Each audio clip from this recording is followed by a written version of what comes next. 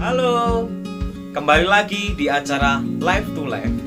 Pada kesempatan kali ini, saya ingin membahas tentang perjalanan seorang guru di tengah pandemi COVID-19 yang masih terjadi pada saat ini. Tentunya kita tahu bahwa pandemi COVID-19 itu sangat berpengaruh di segala bidang, termasuk di bidang pendidikan.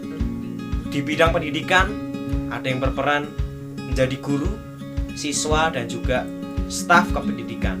Pada kesempatan kali ini saya ingin membahas lebih tentang peran dan perjalanan seorang guru dalam menghadapi tantangan pandemi COVID-19 pada saat ini. Tentunya kita tahu pada pandemi COVID-19 ini kita diperhadapkan dengan banyak kesulitan, dengan banyak sesuatu hal yang tidak terduga, termasuk dalam metode pembelajaran, termasuk dalam hal mungkin konseling.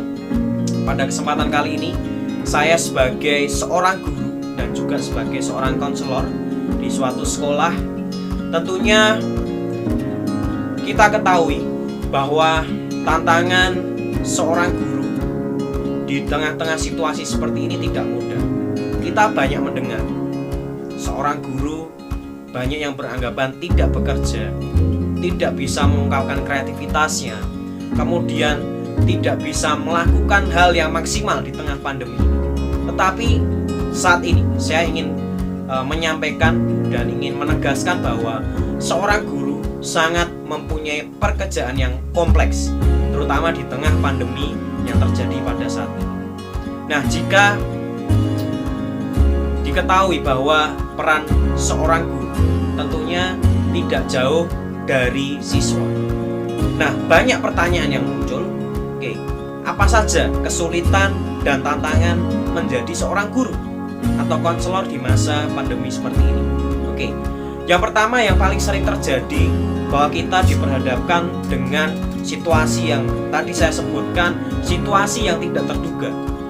Ketika kita tahu bahwa kita harus menerima segala perubahan yang terjadi, kita harus mempersiapkan segalanya dengan baik dan dengan matang, supaya apa yang kita kerjakan dan yang kita lakukan itu bisa diterima dan bisa tersampaikan dengan baik kepada siswa. Oke, yang menjadi kesulitan dan tantangan menjadi seorang guru atau konselor di masa pandemi seperti saat ini adalah, yang pertama adalah mengenai koneksi internet. Kita ketahui, tidak bisa dipungkiri, koneksi internet termasuk hal yang paling krusial dalam kondisi saat ini. Kita tahu bahwa koneksi internet ini menjadi hal yang paling penting dalam pelaksanaan pembelajaran di masa pandemi ini. Karena kita tahu semua pembelajaran menggunakan online, menggunakan internet virtual, jadi semua sangat-sangat membutuhkan internet. Jadi kita perlu ketahui juga bahwa ketika kita tidak bisa memanfaatkan internet dengan baik, kita tidak bisa mendapatkan akses internet yang cepat untuk pembelajaran kita saat ini, yaitu pembelajaran virtual, maka kita juga akan kesulitan untuk kita bisa melakukan hal yang terbaik, memberikan pembelajaran yang terbaik untuk kehidupan kita dan juga untuk siswa kita di sekolah yang kita ajar saat ini. Nah, saya sebagai seorang guru dan sebagai seorang konselor yang saat ini, ketika saat ini yang pertama tadi saya menyebutkan internet menjadi masalah yang krusial. Nah, memang untuk menyiasati itu kita perlu banyak device, kita perlu banyak strategi di sana. Ya, seperti biasa saya di dalam meja kerja saya mempersiapkan 2 laptop. Oke, 2 laptop saya persiapkan untuk mengantisipasi ketika mungkin laptop yang satu ini mengalami trouble atau masalah, saya menggunakan laptop yang satunya. Kemudian saya untuk menyiasati yang internet tadi, saya menggunakan 2 provider. Saya menggunakan provider yang satu untuk mengajar, kemudian yang satu untuk cadangan.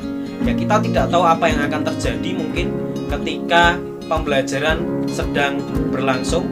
Nah, hal ini yang perlu kita garis bawahi adalah internet ini menjadi penting di dalam masa pembelajaran virtual ini.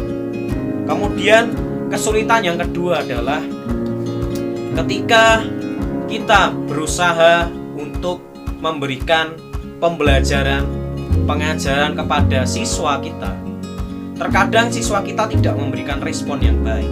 Oke, ya, saya percaya pembelajaran itu adalah jangka panjang ya. Jadi tidak hanya pembelajaran itu langsung kita berikan kemudian siswa kita paham. Jadi pembelajaran bukan seperti itu. Jadi jangkanya panjang. Ketika mungkin kita menyampaikan ke siswa kita untuk kita memberikan sebuah materi, memberikan sebuah pembelajaran kepada siswa kita mungkin tidak akan menuainya sekarang, tetapi kita akan menuainya entah sampai kapan. Ketika anak itu sudah bisa berpikir rasional, dia bisa melakukan segala halnya dengan sesuatu yang dia pegang ketika dia bersekolah, kemudian ketika dia mendapatkan dari guru, dia akan mencoba mengimplementasikannya. Nah, kemudian yang menjadi tantangan lagi, tadi siswa tidak menghidupkan kamera, kemudian yang menjadi tantangannya lagi adalah ketika mungkin siswa tidak hadir. Oke, siswa tidak hadir di dalam kelas kita. Nah, sebenarnya ini menjadi sebuah kemudahan juga bagi kita. Kita bisa memanfaatkan beberapa platform yang ada di dalam virtual kelas ini atau kelas virtual. Mungkin kita bisa menggunakan Zoom Meeting, Google Meet, ataupun Skype dan yang lain. Kita bisa memanfaatkannya, kita bisa record, kita bisa rekam hasil pembelajaran kita selama jam itu berlangsung. Kemudian kita tinggal berikan kepada anak yang tidak terlambat tadi. Nah, ini yang menjadi sebuah keuntungan. Kalau kita perlu ketahui, ini menjadi sebuah keuntungan bagi kita semua. Kalau kita berpikir mungkin waktu kelas offline kita tidak bisa melakukan hal tersebut. Oke, mungkin kalau ada siswa yang tidak masuk, ya sudah, dia tidak akan mendapatkan materi atau pembelajaran yang kita berikan. Tapi ini sangat berbeda ketika pembelajaran virtual ini kita laksanakan. Oke, nah kita berpikir mungkin wah pasti akan kompleks ya, akan sulit melakukan pembelajaran virtual ini. Tentunya tidak. Saya bisa mengatakan tidak karena ini sangat-sangat menguntungkan kita juga sebagai seorang guru. Oke, sebagai seorang guru sangat-sangat menguntungkan kita. Jadi selama pembelajaran online ini kita tidak usah terpaku kepada hal yang mungkin tidak perlu kita pikirkan. Jadi yang perlu kita pikirkan adalah pembelajaran kita bisa sampaikan ke siswa kita, dan siswa kita bisa merespon juga dengan baik. Entah itu bagaimana caranya kita juga tidak tahu. Dengan cara siswa kita yang unik masing-masing, kita bisa memberikan hal itu juga kepada siswa kita selama pembelajaran mungkin berlangsung.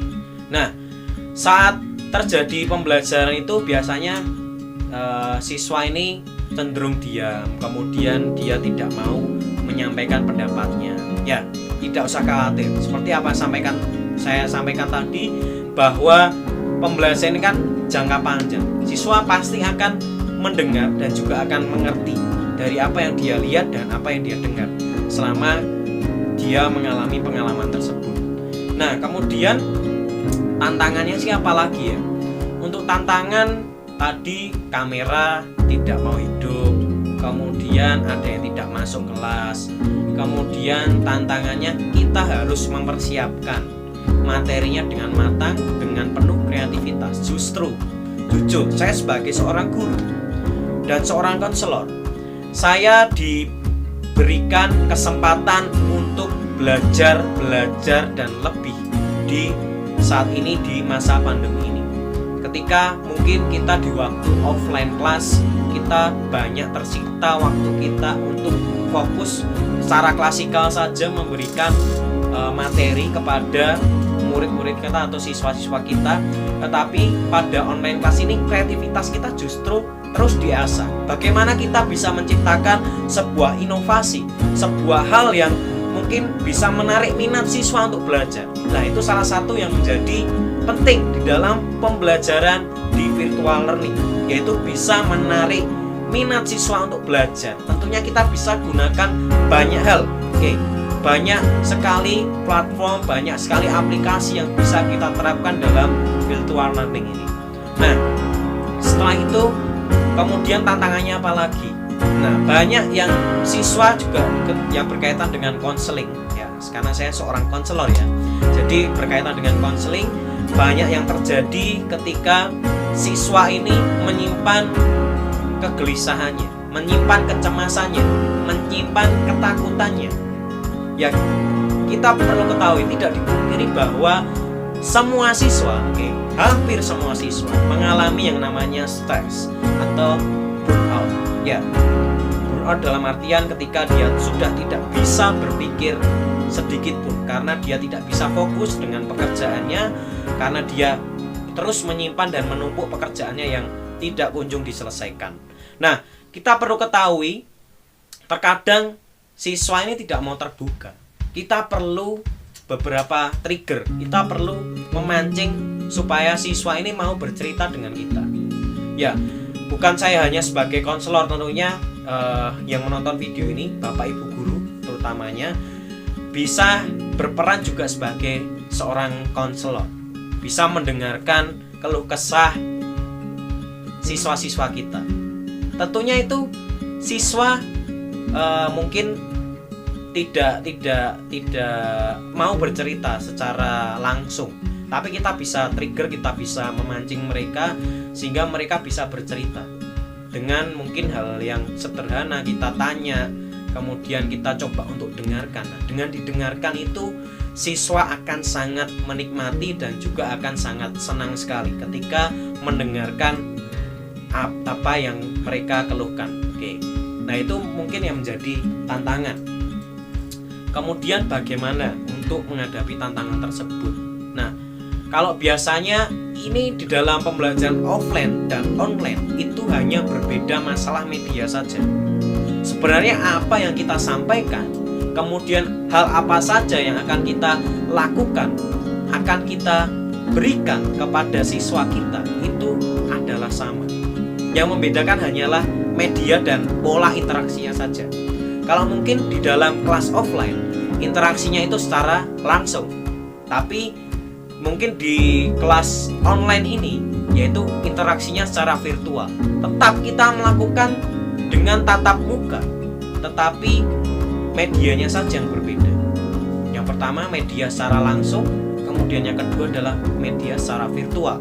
Jadi tidak usah khawatir untuk Bapak Ibu guru yang menonton video ini, supaya kalian bisa terus semangat, bisa melakukan hal yang maksimal, hal yang terbaik untuk siswa-siswa kalian. Nah, tentunya peran seorang guru ini sangat penting di dalam masa pandemi. Seperti mungkin kita tidak berpikir bahwa mungkin pengalaman saya ya, ketika mengajar pendidikan karakter di sekolah saya mungkin banyak yang berkomentar sebelumnya dari apa yang saya ekspektasikan dalam pengajaran saya. Mungkin banyak yang berkomentar, oke, dalam pembelajaran pendidikan karakter tersebut, apa mungkin siswa itu bisa melakukan hal yang spektakuler. Banyak yang beranggapan seperti itu. Banyak yang tidak yakin bahwa siswa itu mempunyai karakter yang baik ya, terutama di masa pandemi seperti saat ini.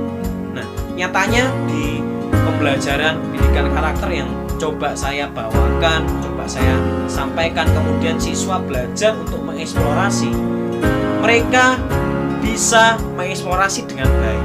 Nah, contohnya seperti karya-karya berikut ini.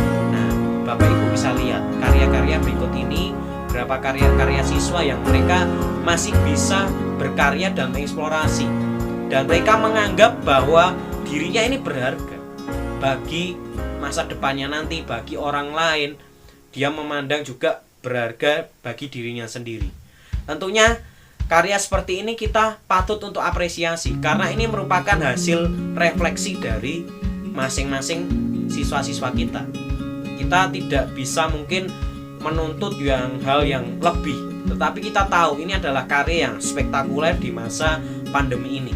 terutama dalam mereka berpikir kritis tentang masa depan, tentang hal apa yang akan terjadi mengenai prediksi. Nah, ini menjadi salah satu indikator yang harus mereka kuasai untuk mereka menghadapi tantangan ke depan yang lebih besar lagi.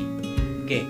Nah, hal ini bukan menjadi kesulitan dan bukan menjadi sebuah tantangan yang berarti bagi Bapak Ibu semua.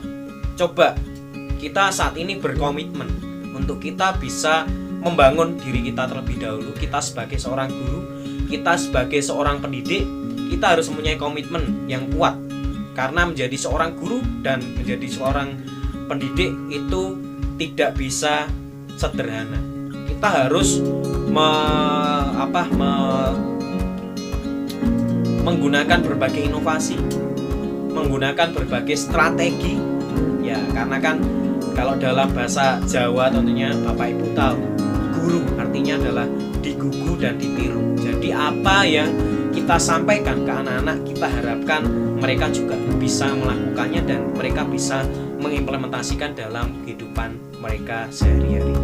Nah, itu mungkin yang menjadi hal penting yang bisa kita lakukan di tengah-tengah situasi dan kondisi yang terjadi saat ini. Jadi kesulitan sebesar apapun, masalah sebesar apapun, itu bukan menjadi penghalang kita untuk kita berkarya.